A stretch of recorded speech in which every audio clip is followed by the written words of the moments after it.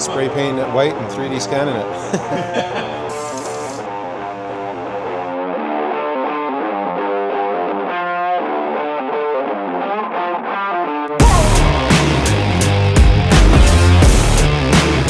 Good morning, happy Thursday everybody. Got a break in the clouds today. Hopefully the roads will dry up and we can get some miles on some of the cars that need road testing. Just on the way to the shop, Tyler from Certified is coming back out to 3D scan the under the hood of the 34 Ford today, so we can get going on the CAD drawing of the new hood. I guess it's not even a hood support, but it's firewall to rad support brace. Thursday is our parts day usually. Gord from Muscle City Parts, I think that's what or Muscle Car City Parts.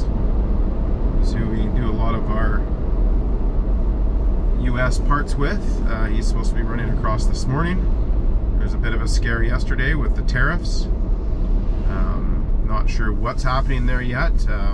Wasn't really clear yesterday. It sounded more like raw materials, but then they did mention stuff like computers and not sure whatever else, hot water tanks, but the media, you don't really know what is actually true with what's being said anymore. Anyway, he was a bit concerned about going yesterday because we have a massive order of Willwood parts coming in for the C10, and add 25% to that is a big hit. These parts were purchased weeks ago and just picking them up now because they've made it to the border. So you would hope that they would take into consideration that the parts were ordered back then, but not sure. I just got a message from Gord now. Let's see what it says. Gord said exactly what vehicle is the Willwood brake kits for. 1969 C10. So yeah, not sure if he's still at home doing paperwork or if he's there now, but maybe part of the new system, or with what's happening, maybe they need to know the exact vehicle they're going on to confirm whether they're vintage or not, as there's normally not duties on old car parts. I'm not sure the definition on what year range, but those parts are in fact for 1969, so that should be all he needs to know. Gord said, perfect. Spoke to the border. We are all good. Bad intel from I am crossing now. Sounds like it shouldn't be a problem. I think what he did, he said he was going to go in this morning and stop at the Canadian side and have a discussion before going in, which was probably smart, just to make sure, and that's probably what they said to him as well, as long as it's for an older car or whatever the reason was he asked for the year of the car. That's a good sign. So we should have both the brake kits for the blue truck that we're taking to Spokane. Hopefully the axles are there from Summit, which convert the rear to 5-bolt, and then everything we ordered from Willwood converts the front to 5-bolt. We have 2 of the wheels in already from Wheel Pros. The other 2 should be in, I wouldn't say any later than the middle of next week. So I just got to figure out a tire size, which shouldn't be a problem, get that stuff installed, and take that truck a little bit to the next level. A little bigger wheels, some nice brakes, disc brakes on the rear, which we're running drum right now. So yeah, excited about that. Okay, just into the hot rod shop, see what's going on down here. We'll check up on the 56 here. Oh, that looks great. So it's a little bit bigger of a master cylinder, but it looks nice under there. Totally fits the style under this hood. Having no booster is nice. And then the brake lines all look the same, and he's tied in the pressure hose, and it's all hidden in black, so it just disappears. It runs down into the fender well there where you seen the pump was mounted on yesterday's clip. So really happy with the way this is looking. Cleaned right up. Now we got a power steering hose up top here that we want to clean up as well. I'll let them get the brakes done and then I'll talk to them about that. But yeah, no, looking really good under here. Sniper, shiny Sniper's much nicer. Okay, El Camino is here for upholstery install. Looks like Lyle's got the X-Mat going in. Put the dashes together with the Dakota Digital, and haven't seen inside the car in a while. Customer's hoping to pick this car up tomorrow, and we have the upholstery to do, just install, and the tailpipe's still to do. Get it out and put some miles on it. So hopefully the team can come together, and over the next 20 hours here we'll get her done. So Fair Lady update, he's got the quarters all welded up, just has to take his time and get the welds flushed out and work into the tail pan now. So getting close. Okay, just over here looking at the 46 for the Mustang 2 style front suspension. Bernard's opened up the kit to get going on it. And unfortunately, it's some kind of an eBay special kit where nothing is really built yet. Like you're normally supposed to have small spacers for between the lower A-arms and whatnot. So it didn't even come with instructions. So we looked up the heights instructions to kind of show how it'll all work. And yeah, so all this stuff is going to be cut to fit. And it didn't come with boxing plates. I'm not sure it even came with the gussets. Oh, it did come with some gussets for back here.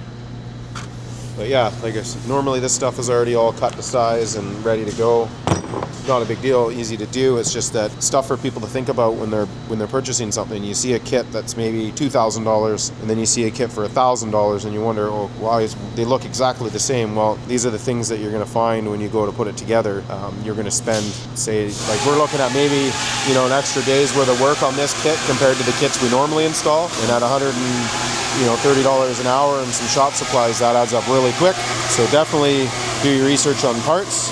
So now we have to talk to the customer and let them know that our estimate is going to be off by 6 to 10 hours for all the extra fab work involved with this and making plates to box the frame, where when you buy the more complete kit, you get all that stuff. So anyway, we will talk with the customer on that and see what he wants to do until Tyler gets here to scan under the hood of the 34 over here.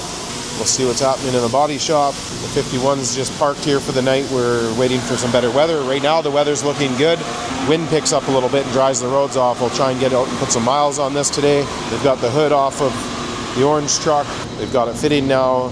Ford is the new painter. He worked with us years ago and we're lucky to have him back. He has been working on the hood, redoing some of the body work from the last fitment, and he's been working on the fenders for the McLaughlin as well, getting those ready to go black. A small touch up on the door of the Cougar that we did a bunch of work on is in the booth right now. That's the kind of update in the body shop, just trying to get things back rolling over here. So that's about it for the body shop. Quick walk through at the automotive shop. Everyone's on coffee break, so don't know the status of everything going on, but we'll take a look. Looks like he's got the front end back on the Challenger, so must be getting close to completion on the engine install. The clutch is all working in this now. Just has some runnability concerns they're working on. Sat for a long time. Not sure what this Duramax is in here for, but we'll take a look under the hood and guess. So we got an AC pump off to get to something. Maybe we'll see some new parts laying around, we'll figure it out. Challenger, waiting for the oil pan. Hopefully it should show up here this morning from Dick's Performance. This is my brother's truck from Pinnacle. Hitch came in, I think it might have. Yes. So he's getting a pin hitch put in to be able to tow a fifth wheel. That's what's happening now, so I guess the underneath is probably all the parts. Getting ready to put the template up there. Got templates. And install it. So Ashley's working on that, I believe. Alright, the town car had a struggle with the ball joint removal, so he's got that done though. New one in, so after coffee he'll continue the install, and then we had to get some control arm bushings for this side from Amazon. It's the only place we can get them anytime soon, so they will be here Sunday. So next week we'll be able to finish that off. And for that. And that is a good chance. So that's our oil pan. Yeah. Order from Dick's, so that's a good thing. Just on the floor is fine. We got a bit of a mess going on. Yeah, perfect. Thank you. Have a great day. Looks like our oil pan's here. Looks like it. And then whatever else you got from Dick's. Brian's coming out next Thursday Okay. to do all windshields. Okay, so we'll get the Optimus Prime back back. for Thursday. So Yeah. we got that, the Impala, got the van, and Yeah. Mark's Jeep. Oh, Mark wants a windshield done as well? Perfect. Probably not a good analogy using stones when you're talking about windshields. Oh, hopefully now that I'm beating the heck out of this box, it's the right oil pan. It almost doesn't look long enough. Yeah. You look at that oil fan on there, and Well, then I you know. look there, it doesn't look like it's the right length, but I'm sure it's good. So the weather has cleared up a little bit, but we have this massive black cloud above us. So I'm just heading down to the hot rod shop to see what's happening down there.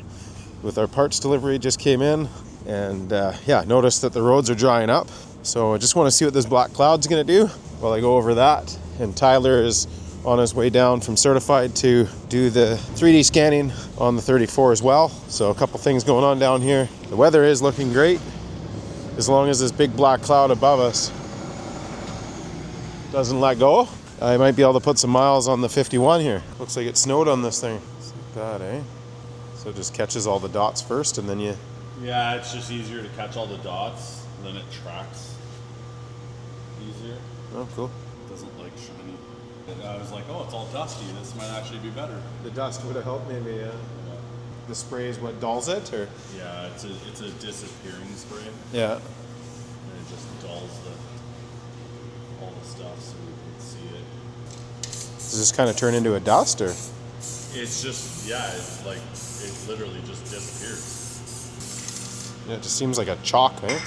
Pretty much. Now it's getting all the detail in there. Oh, wow, yeah. So it uses like the scanning, but also like photo, I guess, eh? Yeah, they're just cameras. Yeah.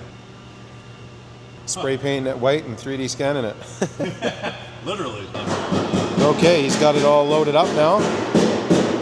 See if we can get a view.